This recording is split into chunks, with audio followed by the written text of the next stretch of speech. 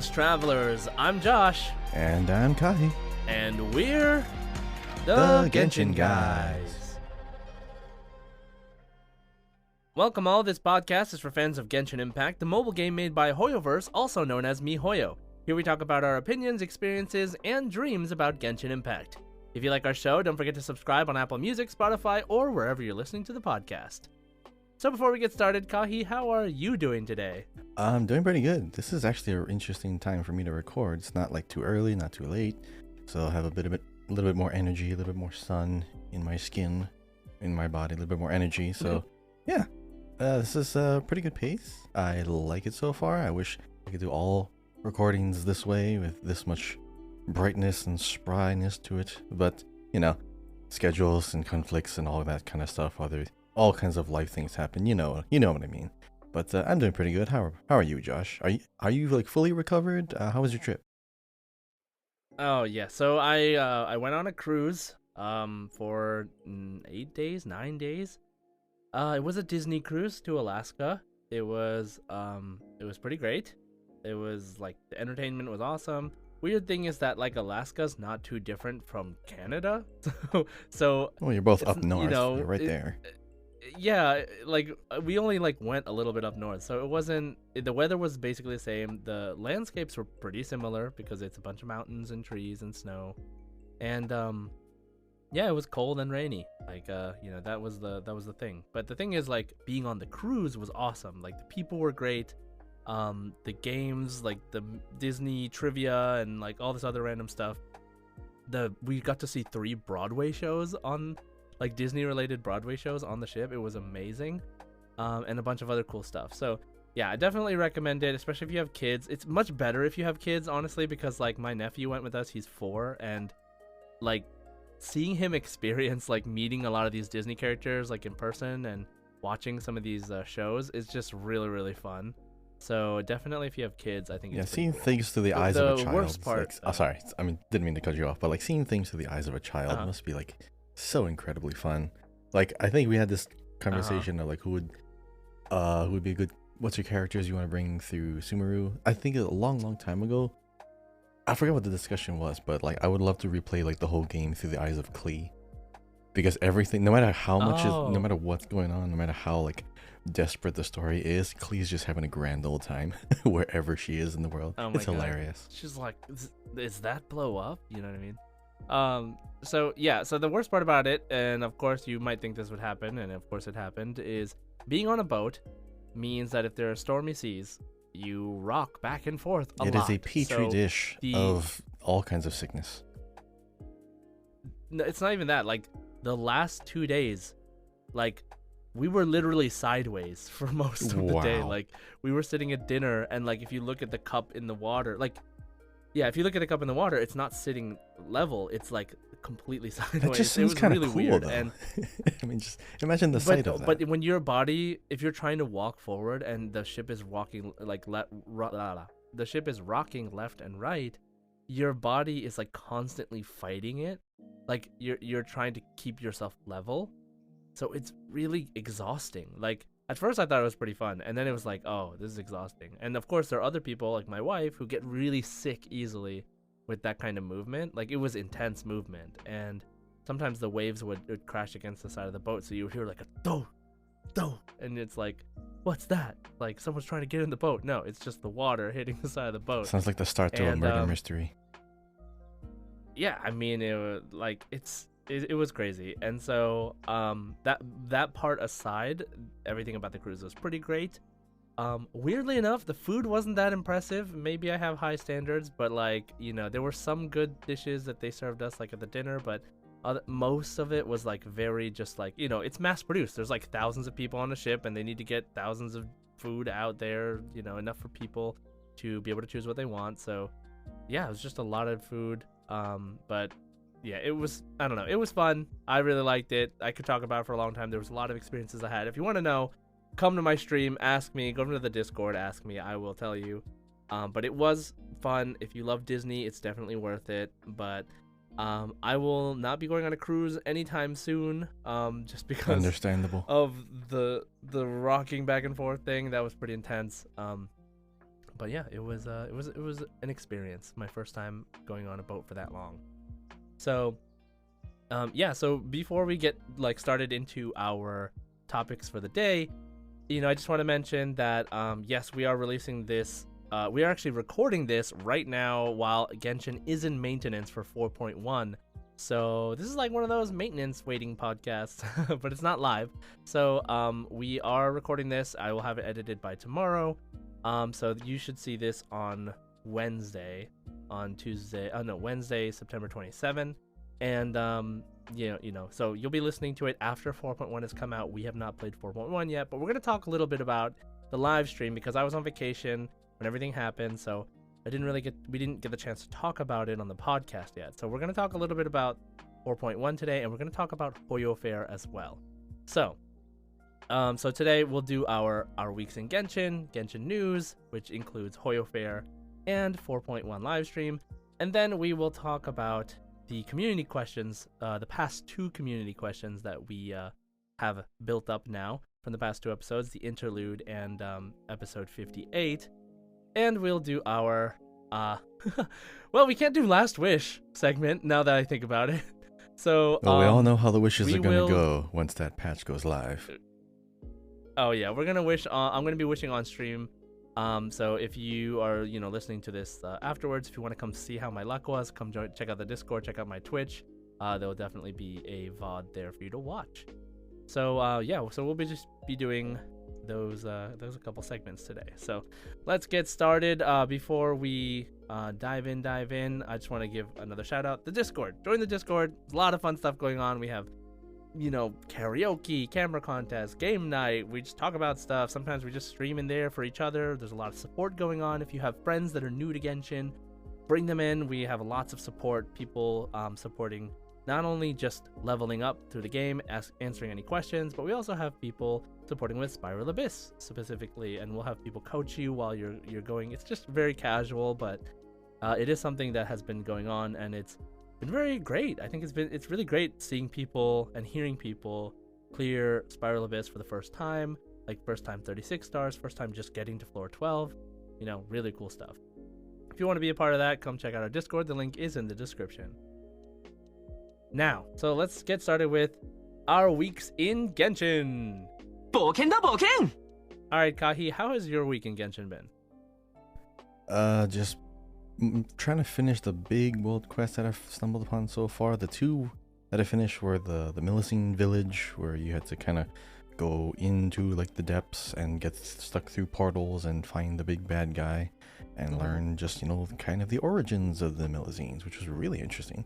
And then the Oceanid Princess, where you actually got teleported into a book, which is that cool little isolated house on a hill that we saw in the preview, I think, of 4.0. Right. Yeah, it was like the concept art looking thing. Yeah.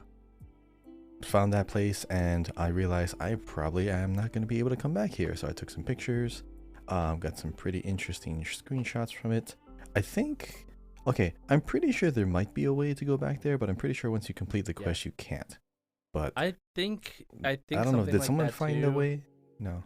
I don't know, but like we'll find out more. I don't want to talk too deeply about these quests because I actually wanted to do an episode about these world quests, because there's actually another world quest.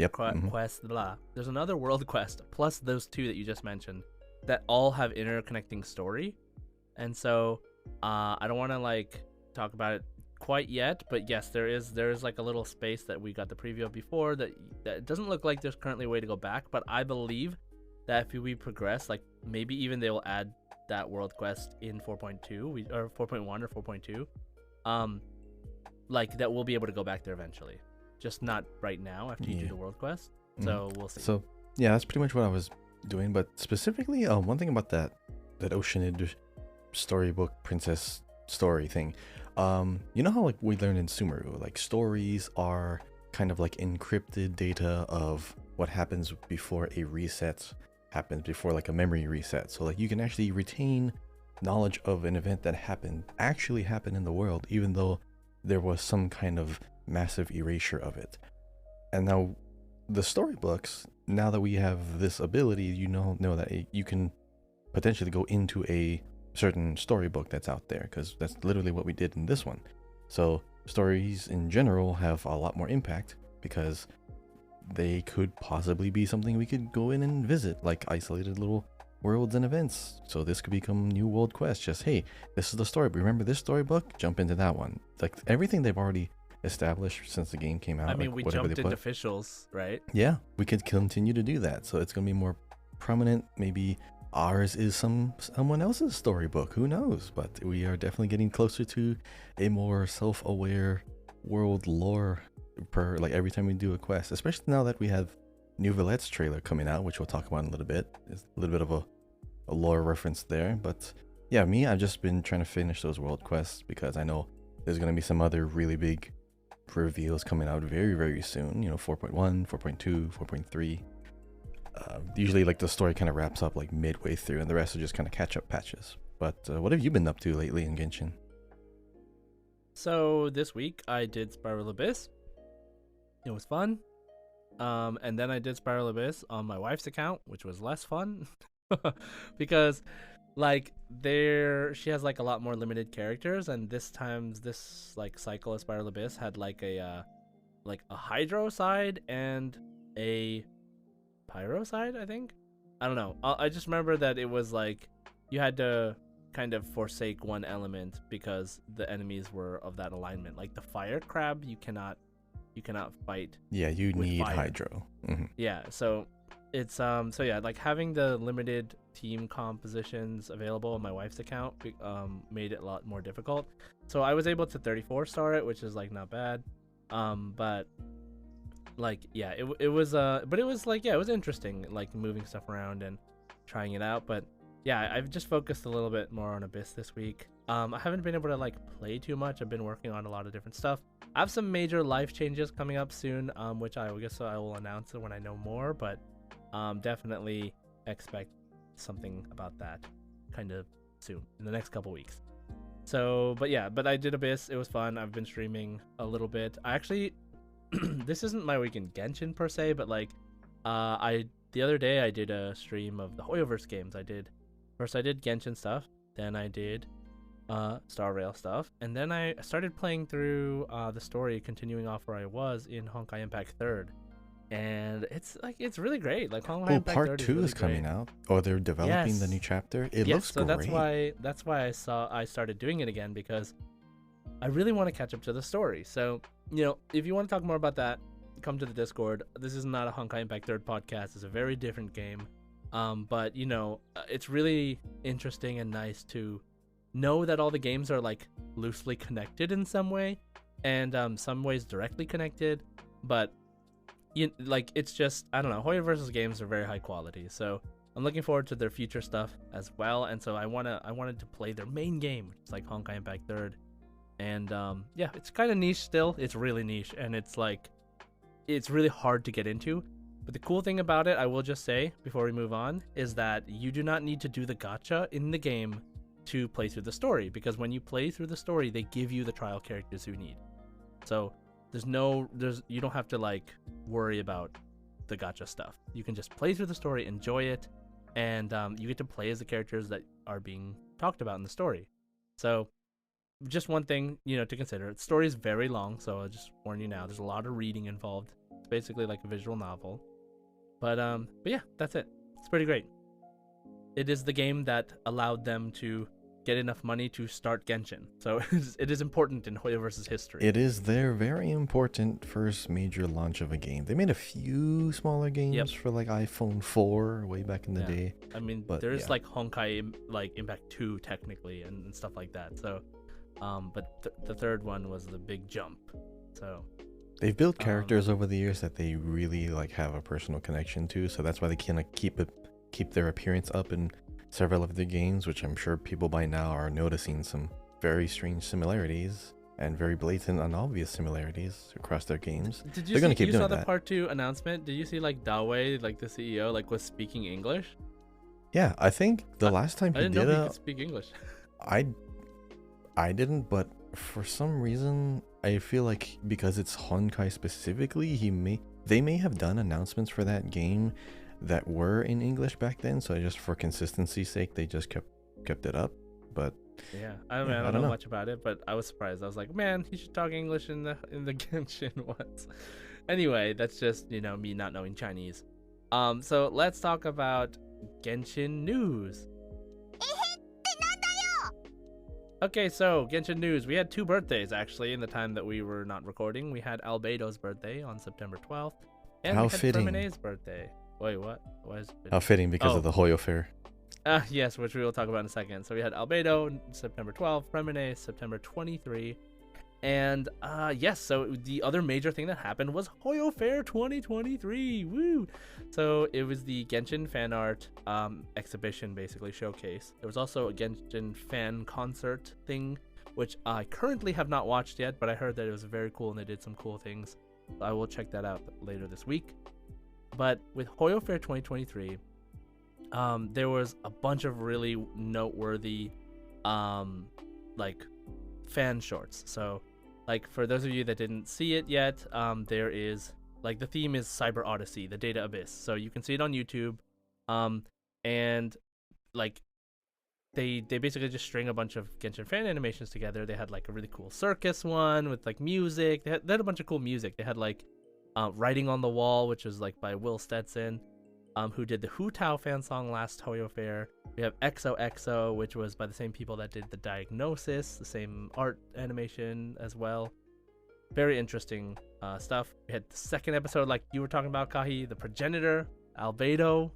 So good. What did you think Mr. of that Dylan one? Goo and crew. Oh man, I loved it. They have really good storytelling. I think dialogue is also very, very good. Like how they kind of The voice acting they was set so up good. the scenes. Yeah, voice acting is great. Raiden Shogun's voice matches very well. Klee's voice matches too. very well. Scaramouche. Scaramouche is so good. Oh my like, goodness, or the Net like, Nomad. I don't know, Wander or whatever. I like how when he shows his robot tattoo thing that they all have, like it also says RS because he's like a Raiden Shogun line. RS02, RS01. Yeah, it's great. Yes, so we had that, and then we had times ... changed, which is like one of my favorite shorts from the whole thing. It's so cool and so creative.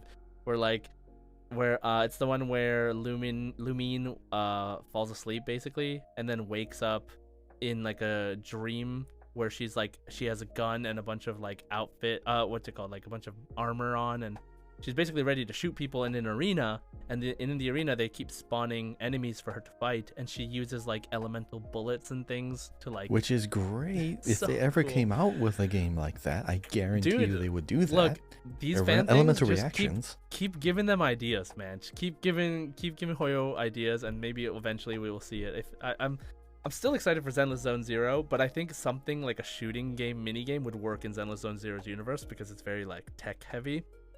And since we're talking animations, though, keep in mind they're still supposed to be the Genshin anime with like Ufotable. Oh my god! They're still in production of that, so we don't know it was gonna what's be going like, on. Wait, was it for this? I heard it was gonna be like some rumor or something. I don't remember. Said that they were trying to get like either 50 or like 90 something episodes. I don't remember what I heard, but like they're trying to get a lot. I mean, they might as well just buy Ufotable like to make it for them, but. Well, this could go on for a couple of years because when you have a steady income or revenue stream from a game or multiple games going into like productions of stories, animations, film, TV, I mean, that could only technically last as much as that stream exists. And Genshin, we only have like, what, 2 more years of Genshin until like the epilogue? Because we only have 2 more nations to visit because we have no idea what's happening after that. There's still a beyond, dude, but we don't know. I'm like, I feel like it's not going to end at the 7 Nations because we still have to go to Celestia. Well, I mean, clearly, but it's not going to end there. But we don't know how much further it could last at that point. Because if you have like production for TV and film, those themselves take years. So if that stream is like somewhat fluctuating like at that point. 10-year plan? Well, we're already in like... Honkai? That might be for Honkai, because Honkai is 7 years in right now. Genshin's like 3 or... Yeah, 3 years. 3 years. This is 3-year anniversary. Yeah. Okay, well, we don't know what they're doing production-wise. So, like, the point is, like, they're working on an anime. I heard that they were working on a lot of the anime. That's just all I heard. So, you know, what they decide to do with that, great, whatever. I will continue to support the game and the company right now. So, I'm excited. Now, the last thing I want to mention from HoYoFair specifically was Shadows in the Sand. Okay, so this is the Jet Story Quest animated short. It's basically the world quest that involves Jet and what's her name? Like The Dirge Babel? of Bilchis, yeah, Yes, the Babel, Dirge of Bilkis, like this thing. Jet and Um, Jabrail. That was the yes, dad's name. that Yeah. whole story, which didn't have voice acting, which everybody really loved the story. It was very, very good, well written, interesting, and emotional.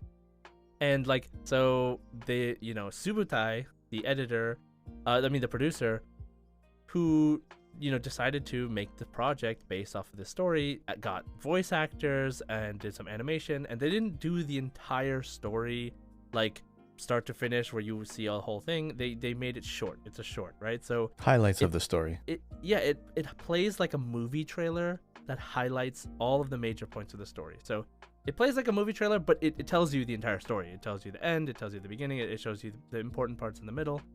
And the coolest thing about this skit for me is that I'm actually in it. So I heard him. if you That Fatui. go watch Shadows in the Sand, you'll see my name in the credits. I play as a Fatui, who basically is terrorized and traumatized by Jet because she's a monster. She's like very, very strong, scary fighter. Jet And, does go crazy in the story, so She does, and yeah. so that's like what's highlighting is that moment where you hear about Jet being crazy when she goes berserk. And so yeah, it was really cool working with that with Subutai, and I hope to do it more in the future, obviously, but I got to be in something that premiered in HoYoFair. That's so cool and to me, and one day I would love to be in Genshin as a voice actor. But we'll see what happens. Anyway, it was a big thing for me. Even though it was basically a couple lines, it's really cool seeing my name in the credits, right? So anyway, woohoo! So yeah, I'm excited about that. Now, so that was HoYoFair 2023. So let's start talking about what we are waiting for right now at this very moment for us, which is the maintenance that's happening for 4.1. Now, last night, pretty late, the New Valette story demo dropped. Yes. And so good. Like the music. So what did we see? I mean, obviously the music is super good. They actually showed it partially in the 4.1 trailer, but they actually played through most of the song in this demo. What did you think of it? What are some key things you took away from it? Oh, okay. First of all, I love the character. This is like, for a very long time, this is my favorite Fontaine character. But Nice. as far as like the trailer itself, the story teaser as well as the character demo, I love New Valette's perspective. I mean, when he has like this perspective, like looking at almost all of society, at least in his own city. He has like his own sample size of humanity, and he's trying to judge them, but also try to understand them at the same time. So he still has to kind of govern, but he also has to try and empathize. So he's in this weird predicament where he kind of wants to be integrated to the society. He wants to feel part of humanity, but he himself has this thought inside of his head, like, I don't know why I was born in this form, which is pretty much we pretty much know he's the dragon. We pretty much know he's the hydro elemental dragon, but he's born as a human. We know that's possible from our last very interlude. heavily inferred, and yes. Very heavily, all but confirmed. But I like this character because this is our first dragon character. There's like an actual dragon dude. I don't know if anyone else. I mean, we have animal people, but this is, when you talk about animals and like beasts, dragons are like the top of the food chain, like right up there. There's like no one above them. So this character is like very, very exciting for me just because of the type of being they are. But Yeah. like, what's one thing you like about this New Valette character? You're gonna roll for him, right? Yeah, of course. Like, remember, my whole thing is like I gotta get every character right. I gotta catch them all. So, yeah, New Valette. I mean, obviously his design is just so cool. First of all, but I really like that he has this like, interesting. I mean, okay, so his playstyle, I don't know how it's gonna feel yet, because yes, he has this like charging laser water beam that you can like move around with, which very much reminds me of certain characters from Honkai Impact 3rd. But it's in Genshin, and like, I think that it's really cool that we get to play as this character who does not have a vision, as far as we know. And we know that the Archons don't have visions, that they're kind of just there for show. But this is the first character that we've played that is visionless, that is not the Traveler, and that's not an Archon. And we still don't even yet, I guess until the story, know the origins of this character. So being able to like play this character before we know the origins, I mean, we're probably going to find out from the story, but being able to play this character is really cool. It is the first step of like us getting characters that do not fit inside of the confines of like the kinds of characters that we think we can get right now with the current system, right? So we have, what vision are they, what element are they, and we have like XYZ options. What weapon are they? Like we have all these combinations, but once we start getting new stuff, it's really interesting. So like, oh, they're not a vision user, so like what's different about them? And obviously it's a Fontaine character, so he has the arc system too. So I'm just really excited for just Neuvillette being something different, and he just looks so cool. I think he's like the guy with the longest hair. But yeah. Yes. Speaking of different, I mean, don't forget we also have Rosalie, but his character demo didn't come out yet, but he's part of the story. Risley. But I mean, speaking of different, their combat is different. They're not necessarily using the actual book or the catalyst, because Neuvillette's using his staff or his cane, and then you have Rosalie who's using his gloves and fists, which is very similar to Hazo. So I mean, Risley's a catalyst, right? So like he is catalyst, but you don't see it. You'll see it floating. You'll see it somewhat. Floating. Yeah, I mean, but and ever Neuvillette since probably be the same too, actually. Most likely, yes, most likely. But even since what is it, Yaimiko came out, she had her wand. That's kind of what she uses to attack, and her thing is like her catalyst is floating behind her. But yeah, the catalysts are very interesting as far as a weapon choice, because it actually allows the animations of the characters to really not have to worry about holding the weapon. Like everyone else has to hold the weapon, bows, swords, claymores. They have to actually have it in their hand, whereas everyone else don't have to worry about that. Remember we talked about this, because Lini showed us that they don't need to, because they're breaking that mold. Attacks, he shoots cards and his bow just disappears, right? So if they wanted to take Lini and they wanted to make him a bow user, and he uses a bow, but then like his bow doesn't actually show up most of the time, like he just uses cards instead, they could do that. But then weirdly enough, you can never see your weapon, so like you don't know what weapon you're using, or like it becomes less relevant, like the visuals become less relevant. So how they're gonna balance that is totally up to the future, we'll see.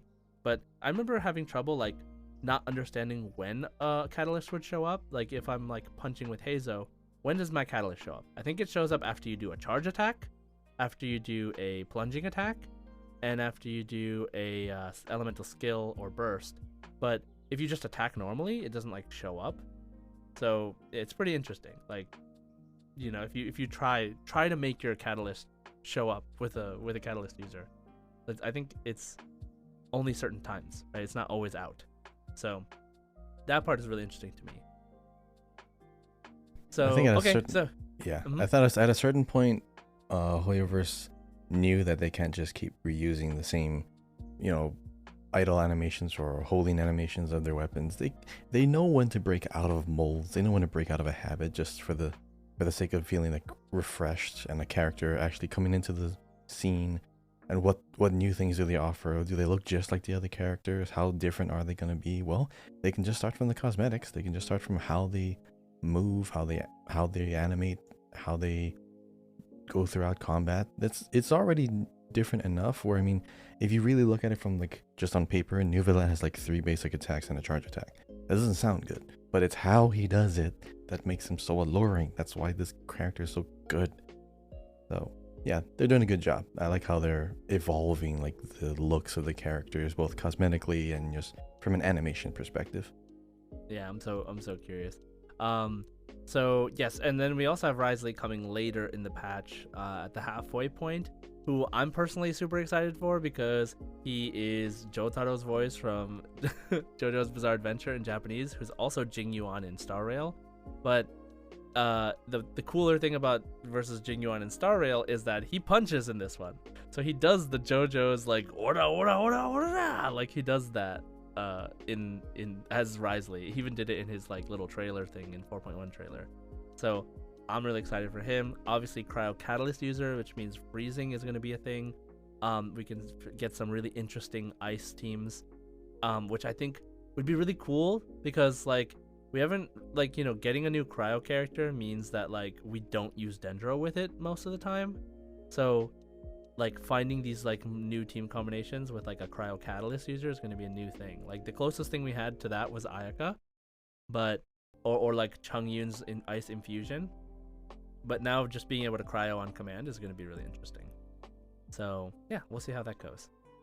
Now we have a bunch of new stuff coming at 4.1. We have the login and thank you rewards, right? Like what kind of rewards do we get this time, Kahi?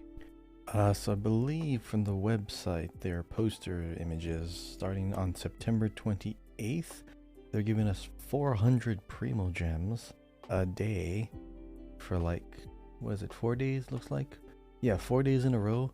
September 28th, 29th, 30th, and October 1st. They're going to give you 400 Primo Gems. So please log in, get them, because that's a lot. Because, they're giving you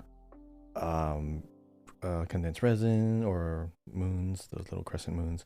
They're giving you a gadget. They're giving you a companion that you can summon and float around. But then after that, we have the daily login event, which, is a daily free wish or a bunch of extra currency. So they're gonna give us like roughly, what is it, 20, could be about 20 wishes just from this next couple of days. Yeah, so it's 20. Definitely log on, just take a quick look, roll a bit, get new valettes, just roll a couple and just get the character. Yeah, or get both, just you can get do both. It's balling. So I think the thank you gift one with the 1600 Primo Gems, it actually like anytime before the end of 4.1, I think you can just pick them up, and like after October 1st, then the last one drops, then you can kind of just, they should all be in your mailbox basically, and you can just get them. And then for the other ones, I think you have to log in, like that's the like 7 days. You have to daily login event. Yes. Days, right. So that one you can't wait. You got to log in every day. So don't forget, that's really important. That's a lot of value right there. I know it's like a thing where people complain about like how much we get from them, like how much Primo Gems and stuff we get. This is great, 20 pulls, and then we get a whole new area to explore. So we can get, there are quests, there are treasure chests, there are there's exploration bonuses, there are achievements. Like usually all that stuff adds up to a lot of Primo Gems every patch. So I think this is pretty great. Whatever they'll give me, I'll take it. That's kind of where I'm at right now. So there's a YouTuber actually that's still saving for the Saritsa.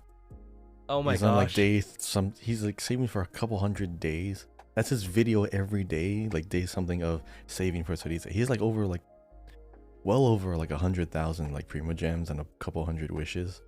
I don't know when he's gonna spend it, but I mean, if you have a character you're aiming for, we have no idea what she looks like, but we know it's a she. Yeah, so this guy just like only gets standard banner pulls then, is that right? Sounds like it, because I mean he has to use those for something. It's not like just an Archon is going to be in the standard banner, right? And it's like, how does he wait, if he's like playing through the entire game with like the beginning 4 stars only, and like actually he gets free stuff from the event, right? Like free characters. Yeah, 4-star. Yeah. I'm pretty sure he has Beidou. Pretty sure he has he should have Ningguang, all the event free characters like, Kale. Yeah, if he's been playing since day 1. I'm pretty sure. What is his name? He makes like short little YouTube videos where he just does fun stupid builds. I think it's Quack on Crack, I think is his name. Okay, I don't know. Yeah, let's look it up later because I want to check it out. That's funny. He's hilarious. So we have those rewards. We have 2 new world bosses, which I'm assuming the new characters will probably use. We have, so the 2 banners coming this patch are New Valette and Hu Tao, and then Risley and Venti. So check those. These are stacked banners. Oh my god. Yeah, I think this one has what? This one has like Xingqiu on the banner. Is that right? Xingqiu. I'm pretty sure Fischl's on it. Deona, I think, is the 3rd one. Okay, it's all pretty useful 4 stars. And we have 2 new Fatui enemies that we didn't get to see that much of, but they look really cool. Oh, the fencers, yeah.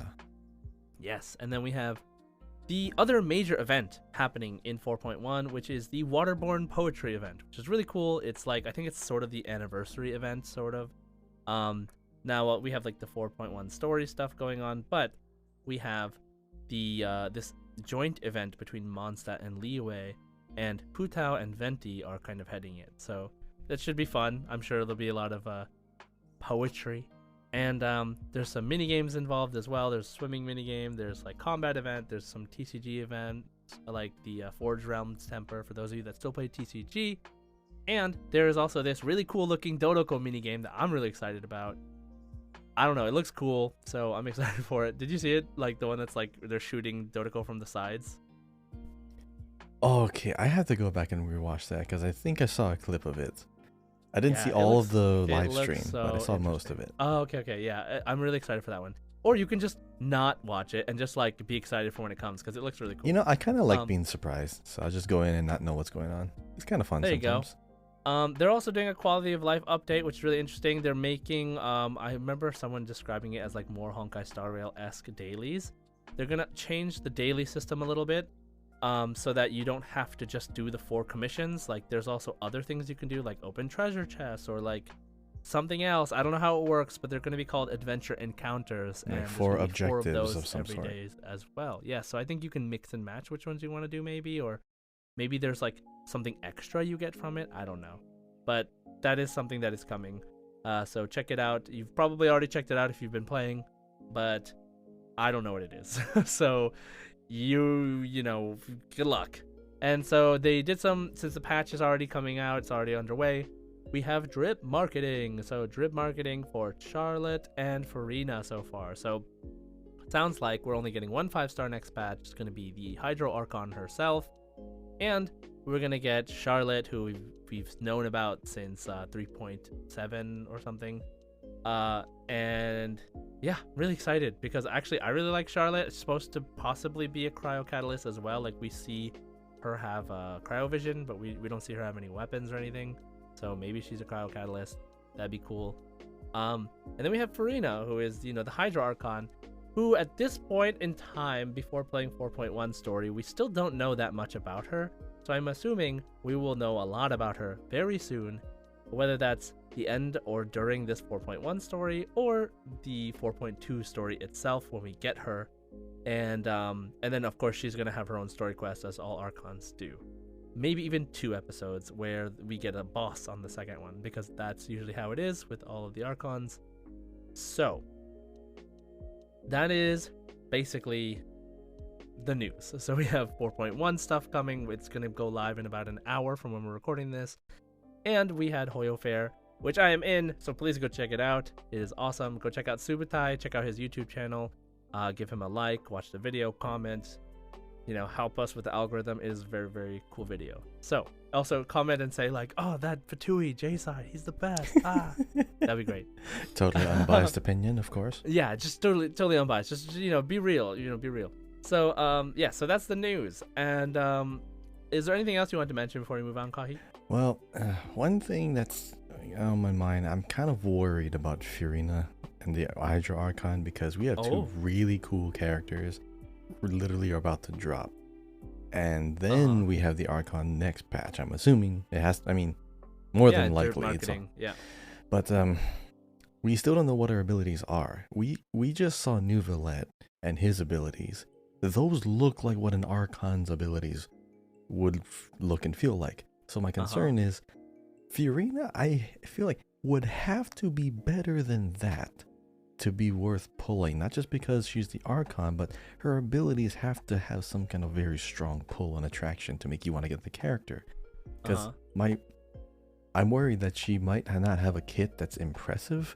Even though they're strong and powerful, maybe she gets good numbers, but they don't have the spectacle. What? Why would you think that? Like, because it's hard to follow Neuvillette. It is so hard to follow. Bro, this is why you're not on the creative team for HoYoFair. I know, but still. Like, there's actually a lot of people not impressed with Neuvillette. Like, you are on the I like I'm Neuvillette sure side. they're not I know impressed, people that aren't. but then they're wrong.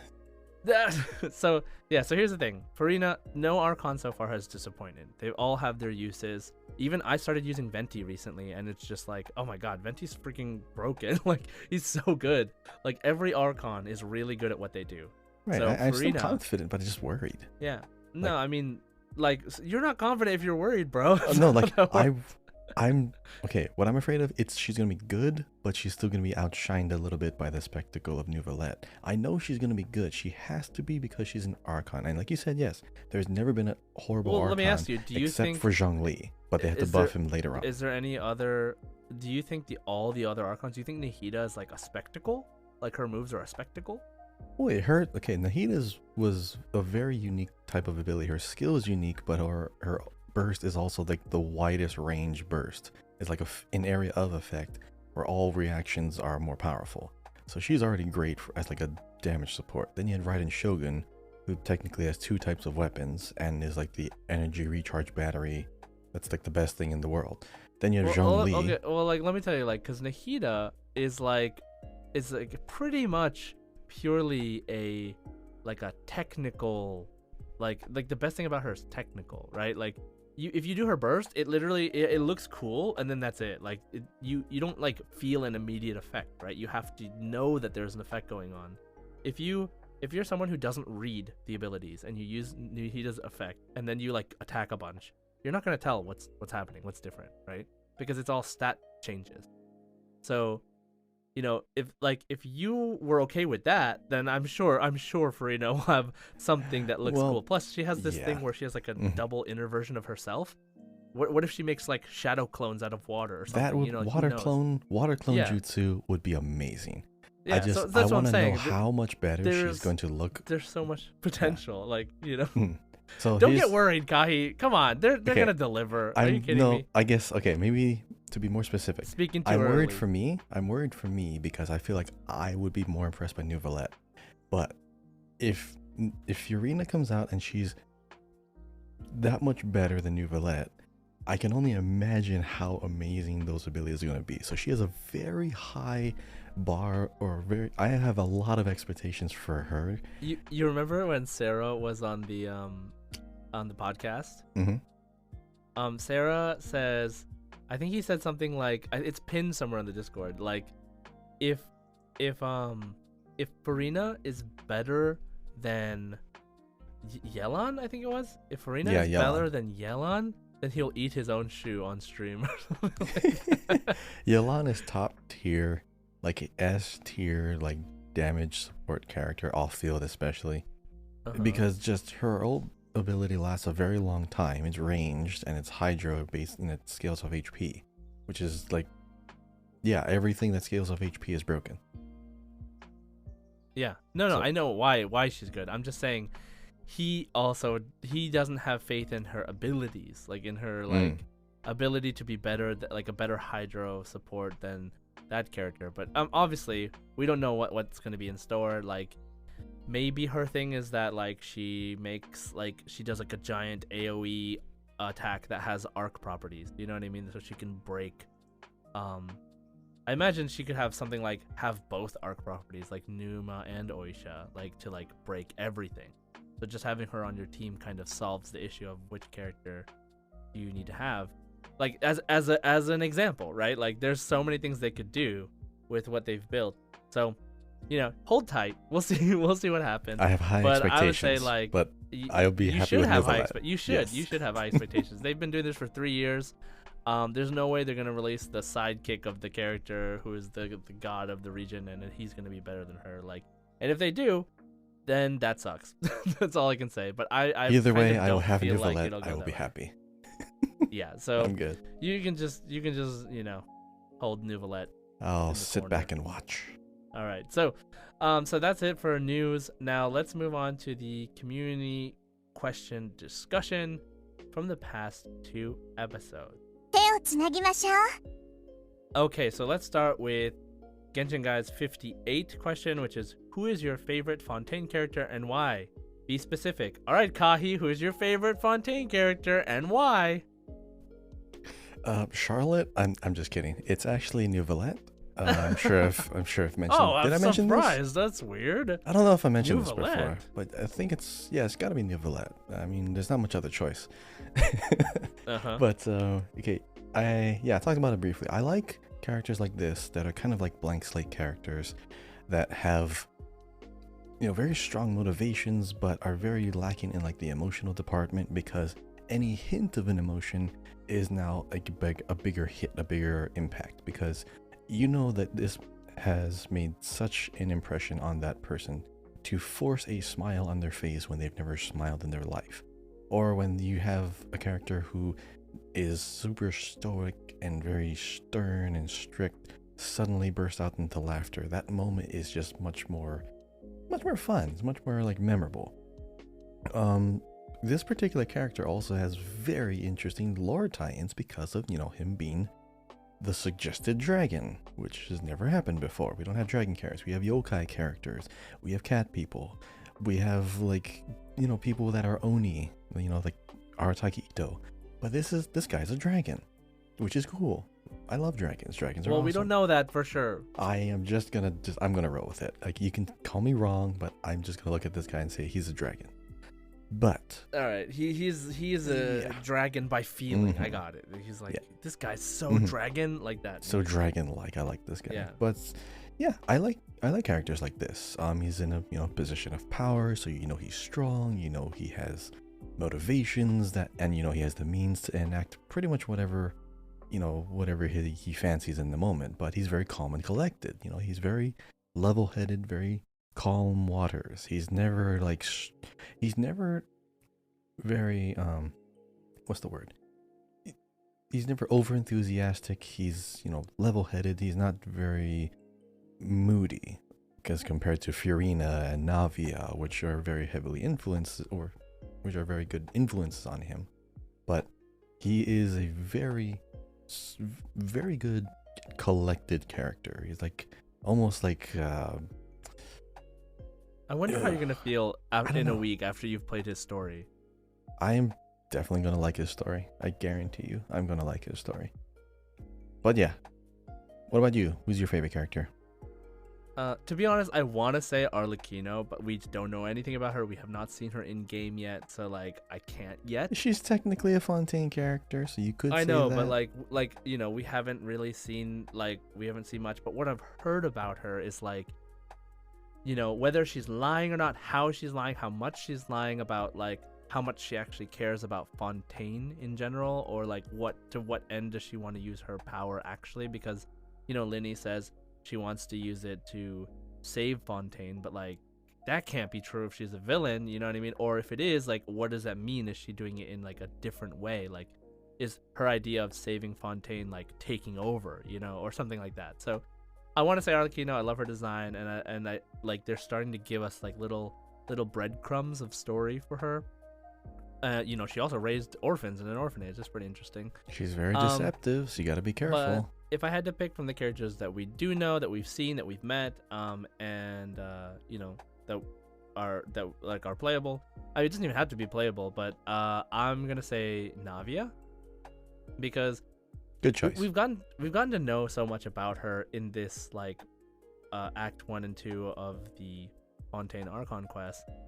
And like I just wasn't expecting it. Like I wasn't expecting that she was gonna be a major player in this story so early. Like yes, there was Linny at the beginning, but then it kind of shifted to Navia toward the end, and then we continue on with Navia through Act 2, and it was just like, man, she's just been through so much stuff. Like she, I don't know.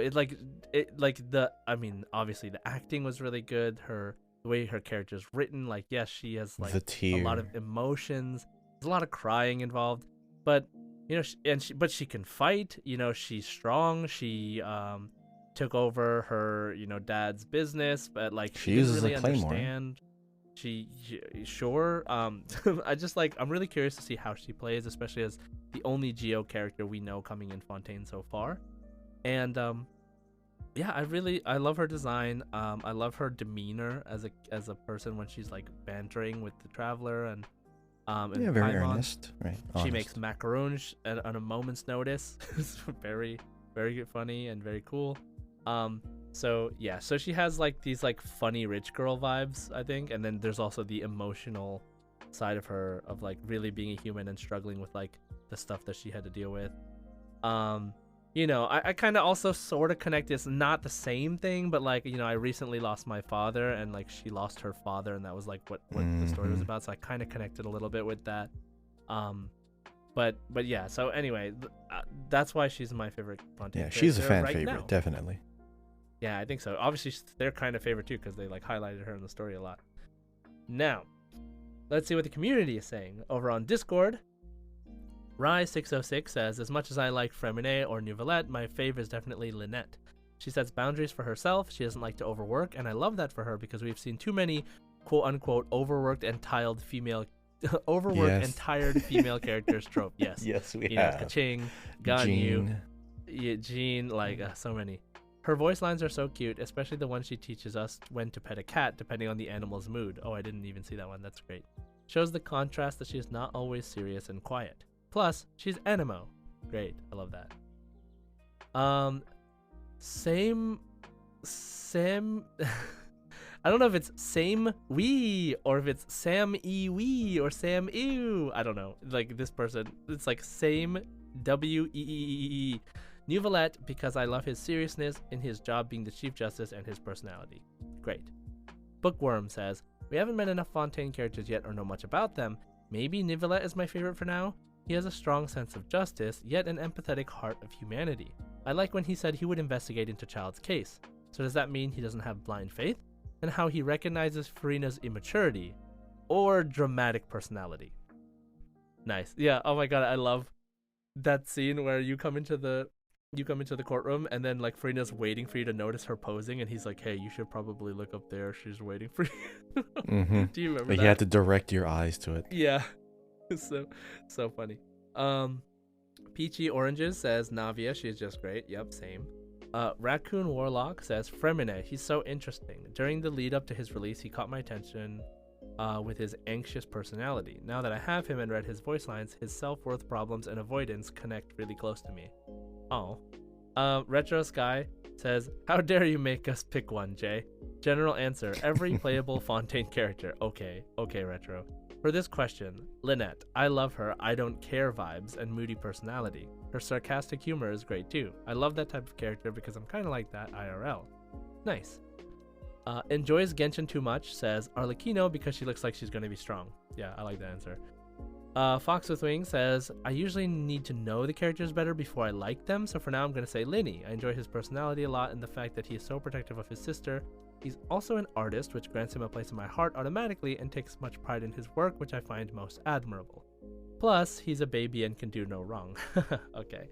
And then we have Sky, Sora-chan, who says, I simp for Nouvellette, but Navia is by far my favorite in 4.0. She's a strong, kind, and humble woman. She cares for her people and has become one of my favorite Ojo-sama type character, which is like a kind of rich girl type character. She may get emotional at times and lash out, but she does apologize about it after, and it was beautiful to see her grow and find the truth about her father's death. Yes, it was great. So what do we have over on Spotify, Kahi? Alright, on Spotify. Octira says, my favorite Fontaine character so far is Clorande.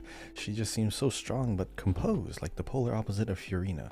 She is just so confident in herself that she doesn't need to show off. Yeah, because she's the, what is the title, champion duelist? Mm-hmm. The Prinzessin de Vertelang says, Furina, she has a very special, she has a really special character, and I find the entire lore behind her interesting. Her outfit and the different colored eyes look amazing. And from her way of speaking, she's basically Fischl 2.0. Yes, definitely. Nero Orin says Fermine because he reminds me of myself a little bit, and he's also super underrated. Yeah, I feel like Fermine is underrated. Just there are an abundance of other options for like what his playstyle is, like Chongyun if you have him, any kind of other Claymore HP scaler, which are also 4 stars. But yeah, I mean, I know there's like there's a good way to play Fremine, but I just haven't seen it yet because there's so many, a lot of people like other characters for however many reasons. Next up, we have Eli9606. Nouvellette, because he's stoic, but a big old softy. You know, he's like, in the live stream, I do remember they talked about, oh, by the way, he came up with a law that says you have to address the Melazines by their proper pronouns and not it. I'm like, oh, interesting. He is kind of a softy. He cares for the little Melazines. They are adorable, aren't they? I mean, my favorite line from Nouvellette is still like when he's like, when you first meet him and you're like, hey, are you friends with Lenny? He's like, no, I'm not personally, but if he wants to be my friend, then I don't mind being his friend or something like that. Sure, and I was like, man, mind. this guy is not scary at all. It's just the eyes. Mm-hmm. Next up, we have Sophie Shear. Says, for NPCs, my faves were Silver and Melis. Yep, Navia's bodyguards. Those guys are cool. They were so funny and also badass. For playable characters, my fave so far is my son, Fremine. I love his design and want to adopt him. Aw, it's adorable. Next up, the Jester. Nouvellette. He's cool, he's epic, and he's a judge. He might even be Kainrian or the Hydro Dragon. He might actually be. Maybe he's both. Maybe he was a dragon in Kainria. Oh, that would be a good twist, actually. Huh. Because we don't know exactly how old he is. Next up, Scottish Bread. Sorry. Oh, what a name. Oh, you think that's funny, do you? Do you think that's funny, do you? Do you, laddie? Do you, lad? I hope I spelled Nouvellette. I hope that spelled it right. Yes, you spelled it right. It's spelled Nouvellette. I mean, look at that guy. How can I not like him? Yeah, everyone loves this guy. He's just so cool. Next up, Amel Strange says, Fiorina just shines in every scene she's in so far, and all her VAs did a great job. Okay. So good. Yes. The one thing that I absolutely love about the character, even though I'm not a big fan of the personality, or I don't know what her play style or toolkit is, she has a really good English voice actor, which does a perfect job at personifying that. Like the highs and lows going up and down, like a mood swing, and just that high, pompous attitude, but just secretly just, timid and like unsure. It's great. She matches perfectly. Okay. And lastly, oh no, two more. Lulu says, I think it would be Clarande. I really love her design and her kind of humble personality from what we have seen in the Archon quest, and also she has good fighting skills, or Nouvellette, for obvious reasons. Very, very obvious. And lastly, we have the Quiet Gem, who says, Lenny, pretty cool.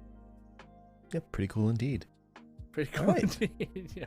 Okay, so that will be our first half, because we missed 2 weeks of community questions and answers. So that will be our favorite Fontaine character. Now, Josh, what was the next one that we wanted to discuss? Oh, I don't know, Kai. You want to mention it to us? I guess if I have to. The interlude question from last week was, do you have a favorite dragon in Genshin? Who is it and why? So, Josh, would you like to go first? My favorite dragon in Genshin. Okay, my favorite dragon is Apep. Apep. I was gonna say that. Okay, you go. Okay. You say your reason. Apep, I mean, how we're introduced to Apep is just like the most epic thing. It was so cool. Like, how giant Apep is. Like, we have not seen anything of that scale in Genshin up until this point, besides Apep. And like, yes, we do this whole thing where like we in Nahida's story quest we like fight, Apep's inner something or other. But like when you first see that scene with Nahida there, and you're like, you guys are just like walking, somewhere, and then in the desert. Appears. Yeah, and it's just like, it was so impressive. Like, it was just like seeing that, I was like, whoa, what am I looking at? And then so yeah, and Apep like obviously has a grudge against humanity, and there was like the forbidden knowledge, and you had to cleanse it from them. But yeah, it is Apep just left like such an impression in my head of like this crazy possibility of what dragons can be in Genshin.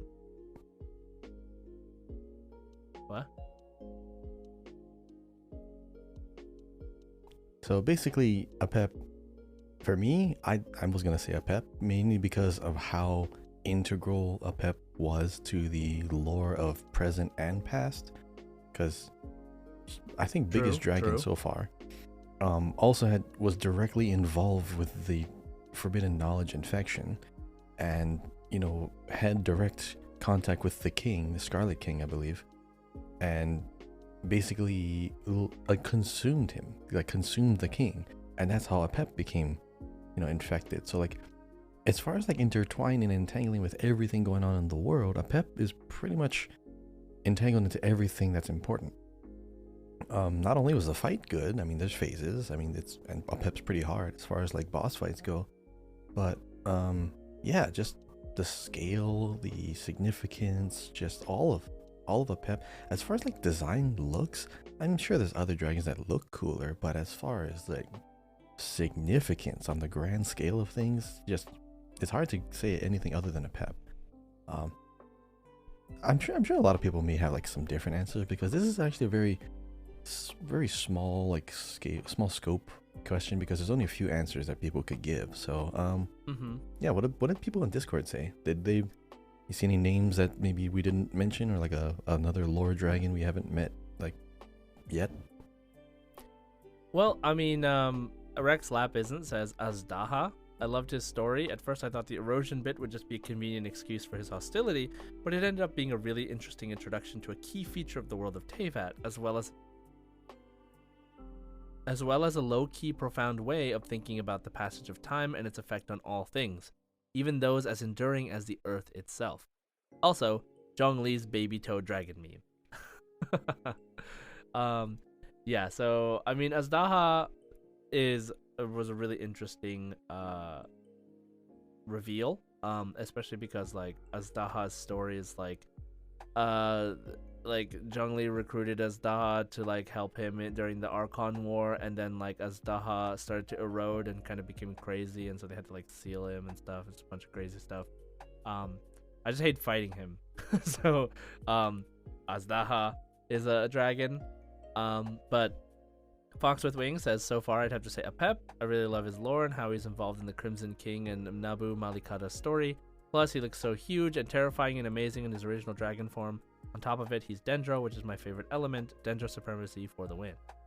And then Bookworm says, I don't know, Dvalin? He's the most dragony dragon when we think of dragons, and he introduced us to the world of Teyvat and the Archon quest. It's true. Sometimes I forget like how intense the beginning of Genshin was, when like Dvalin flies overhead. And you fought him in phases too, across the story.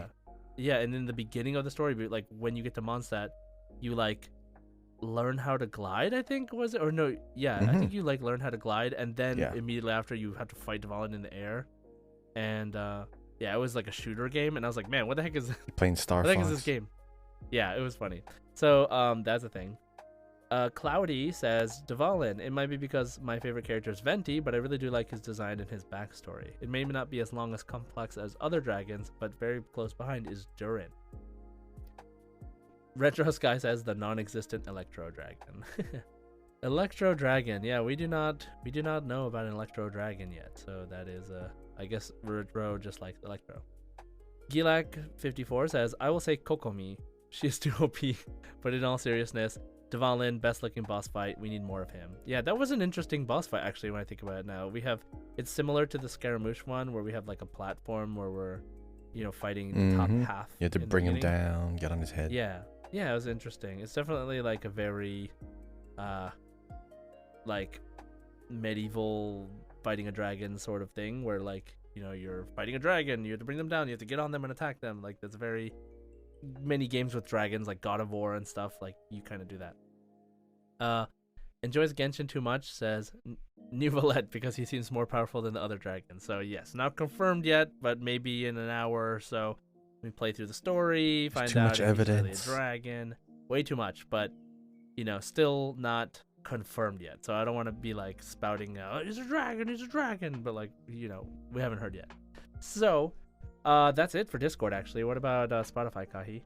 All right, Spotify. First up, we have Octira. Says, my favorite dragon is Azdaha. I know he's evil and all, but I just feel bad for the guy. He must get so bored being sealed underground for thousands of years. Yeah. Same. Yeah, same. I can relate. Caitlin Yeah, I remember the last says, time I was sealed underground for thousands of years. Oh It's yeah, terrible. remember that? Oh, that was a bad pandemic. Oof. Took a while for that one to clear out of the air. Yeah, we need another one of those so I can catch up to One Piece. Okay. Caitlin W says, Dvalin, he's the OG. Yes, indeed, the OG dragon. The Prinzessin de Verutalang says, I think Dvalin, since I find the whole story with Venti and his music really interesting. Also, I think his bright design is really nice. Yeah, I mean, as far as looks, Dvalin is probably the best looking dragon. Yeah, very cool. Yeah, I mean, when you think of dragon, you kind of think of like, big head, sharp teeth, claws, tail. Looks like a lizard with wings. Yeah, like pretty iconic looking. Next up, James says, Nouvellette, just a speculation. I'm back, #Clay. Hello, James. Your favorite character, as always. The Jester says, it's the normal Bishops or a pet because both look just cool or seem cool. We really shouldn't discount Bishops because I'm pretty sure there were Bishop people. They're like Bishops. I already forgot that person we did a whole deep dive on, a whole Laura Leonard Long earlier. But yeah, we talked about one of them. There's the serpent-eyed people. Oh, Sumi? Yeah. Sumi, that was her name. Next up we have Lulu. Says Storm Terror, or Dvalin, yes, has such an amazing design. It's kind of like a crystal dragon. Unconfirmed, but Nouvellette too. Everyone knows. Everyone has a feeling. Unconfirmed. Unconfirmed. Allegedly. Allegedly a dragon. And then lastly, we have The Quiet Gem. Says Apep is my favorite. Apep is really cool, and I love the colors of his body. Yep. I do like green a lot, so that maybe I'm kind of biased towards green things. But yeah, that would be our Spotify questions. So finally caught up. Finally, Woo. just before Fontaine 4.1 launches, we are caught up. So fresh going into the next patch, everything is as it should be. Yes, everything is as it should be, meaning we have another question for you as well. So our question for this week is, what is a spot in Fontaine you wish more people knew about? If you're going on the Discord, feel free to send us a picture, but please explain it to us. Where is this spot? Why do you think more people should know about it? How did you discover it? Etc., etc. If there's any stories, let us know. Okay, so that's it for this episode. We cannot do one last wish at the moment, but like I said, if you want to see us wish, or you want to see me wish on stream, feel free to check out the Twitch stream or the Discord. We'll probably have people sharing their wishes in there as well. But tune in next week to hear us pull for a wish. Okay, so great. Now that wraps up the show for today. As always, thanks for listening. If you have time, please leave us a comment and a review. We'd really appreciate it. And don't forget to subscribe on Apple Podcasts, Spotify, wherever you're listening. By the way, guys, go check out the YouTube. Give the YouTube some love. Kahi uploads the YouTube episodes a little bit after we upload the podcast. It is extra work. We would love for people who are not able to use podcasts, who are not able to use Spotify, who are not able to use Apple Podcast app, to be able to go on YouTube and also find our show as well. Hopefully in the future we'll be using that YouTube for more things as well. But for now, we just have the podcast on there. So if you guys could go subscribe, go like some of the videos, comment if you can. We'll be checking comments on there as well for the weekly questions. So if you prefer YouTube over Spotify or Discord, feel free to use it as well. I just said as well 3 times. I'm gonna probably stop doing that now. So don't forget to subscribe on Apple Podcasts, Spotify, YouTube, wherever you're listening. Follow us on Twitter once again at Genshin Guys Pod, me at JSide Gaming, or Twitch at twitch.tv/JSide, or Kahi on Twitter or X at Kahiao, KAHIYAO, or YouTube with the same name. And as always, Ad Astra Abyssosque. Hoshi to shine o mezase! Enjoy.